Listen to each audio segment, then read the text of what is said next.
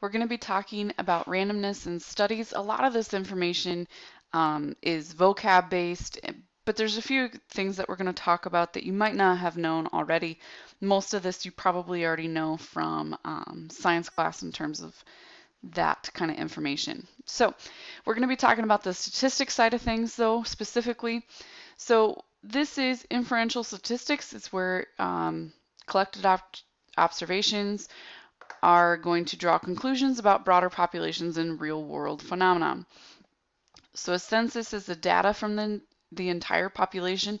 Most of the time you cannot get the entire population, so you're going to rely on a sample or a portion of the population.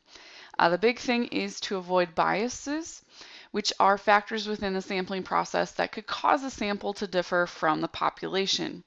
We'll look at the different types of biases and how to kind of avoid them in this next example. We'll talk about the definitions, then we'll get to an example. So we have undercoverage bias. This excludes one or more segments of the population. For instance, if I am sampling the town of Paulina, and I only mail this out to the people that are on the east side of town, I'm excluding the west side of town. So therefore, I have undercoverage bias. Voluntary response bias is a sample consists of those who voluntarily respond. So if I mail something out, those that respond are doing so on a voluntary basis. Therefore, I might have a bias because some people didn't respond. Response bias. The sampling design intentionally or unintentionally influences the responses.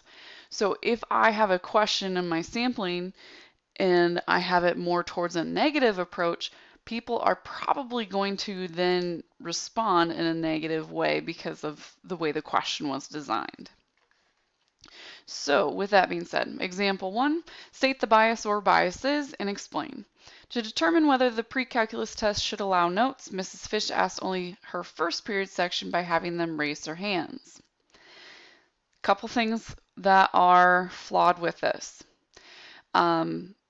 First off, this is going to be an undercoverage because I'm only asking my first period section. I'm not asking all of my sections.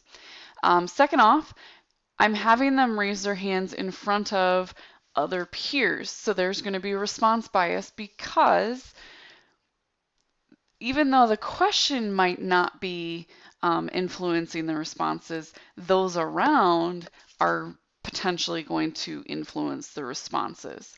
Where you might be saying, ha, Johnny, come on, raise your hand. You know, that's going to create some biases there.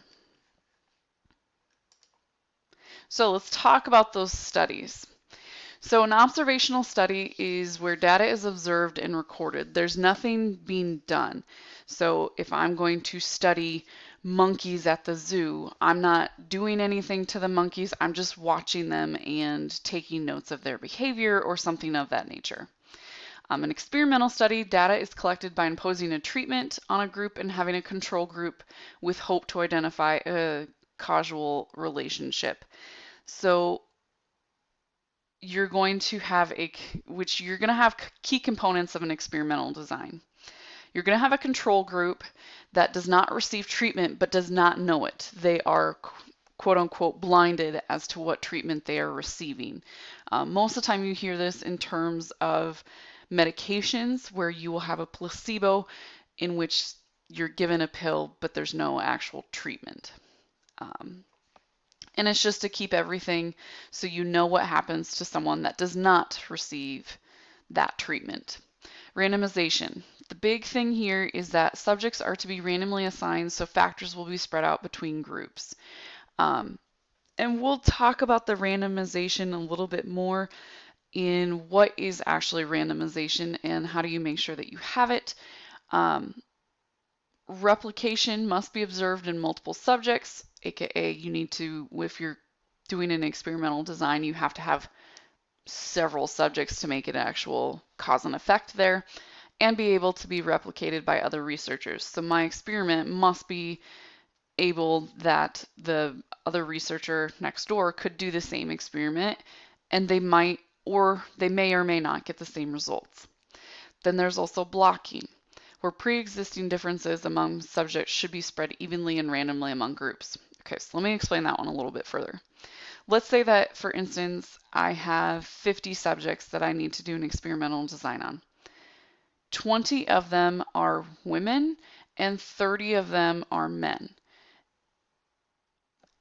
To kind of help to make sure that I don't get a control group that's all men, you need to randomly, so I would randomly assign the 20 women, I would randomly assign 10 of them to control group and 10 of them to the experimental group.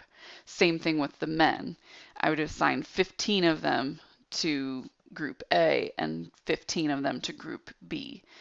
Therefore, if there was if I was like doing a medication experiment, that way I know, okay, well, it could be different for men versus women. So let's make sure that I'm experimenting on both men and women, but not getting so heavily in terms of having a group that's almost all men. So that's what blocking is to kind of prevent that from happening. Okay, so the other side of things is the randomization. Um, there are Back in the day, before computers, researchers relied on random number tables. Okay. And they were books that were filled with pages of digits generated by um, random processes in nature.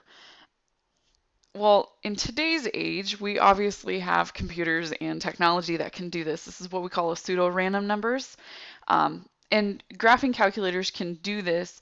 There's within that probability phase, there's what we call a random integer. And it kind of looks like this right here. And so it's going to pick a random number between, in this situation, 1 and 203. And it's picking 5 numbers between that 1 and 203.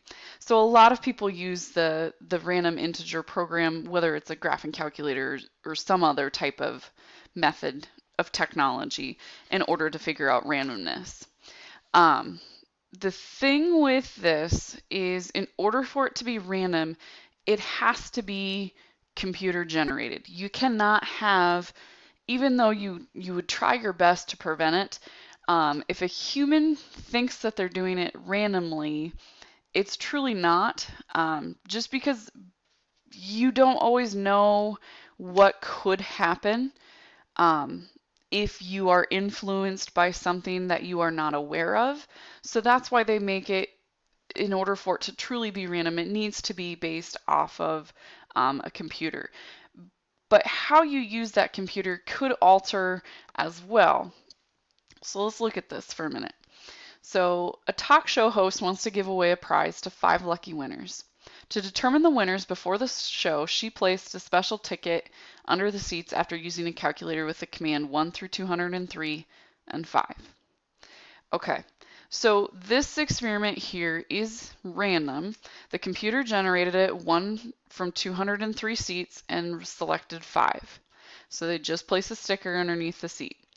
Now, if this were to be broken down by like row, then it wouldn't be random, because then we're breaking it down by the row and then choosing the seat. So we need it totally random for the whole population. If, for instance, it wasn't a calculator, and let's say that she placed a special ticket under the seat herself and she thought it was random, it doesn't necessarily, it might not be, there's still that human error there. Whether or not knowing that someone is related to someone else or whatnot, there's that human error of element there that does not make it random. So be cautious. Even though you see that it's generated by a calculator, you need to make sure that it's throughout the entire population as well.